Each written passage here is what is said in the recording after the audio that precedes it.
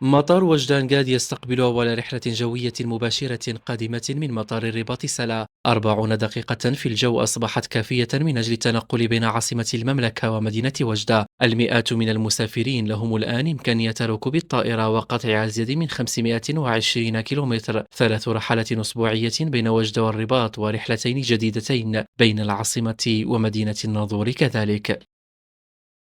الرحلات جاءت بطبيعة الحال في إطار الاتفاقية المبرمة بين مجلس جهة الشرق وشركة العربية للطيران، واللي مجلس جهة الشرق بطبيعة الحال دعم هذه الاتفاقية ما يفوق 24 مليون ديال الدرهم لدعم 3 رحلات جوية بين مطار وجدة أنقاد ومطار الرباط سلا، وكذلك رحلتين جويتين ما بين مطار الناظور العروي ومطار الرباط سلا.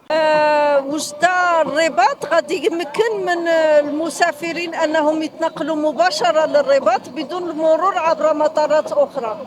غادي يسهل المأمورية ديال الناس اللي كتمشي لأجل التمريض في الرباط، أو لا اللي كتمشي من أجل زيارة الأقارب ديالها، غادي تمكنهم من تسهيل هذا السفر في ظرف أقل.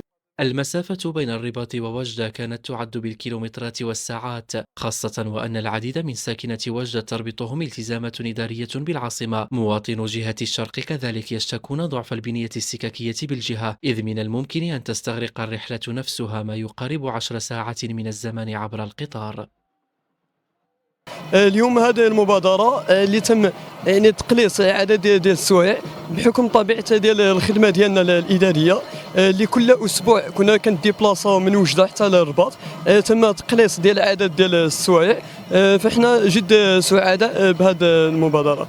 بالنسبه زعما في الحالات العاديه كنا اننا كنضطروا ما يصل الى 12 ساعه سواء في الحافله او في القطار، او لا مثلا في بعض الاحيان كنا كنستعملوا الطائره يعني كان يعني كيكون واحد ديرونجمون اننا كننزلوا حتى للدار البيضاء عاوتاني نوليو نديروا الشونجمون. دونك الحمد لله جا هاد لو فول ديريكت.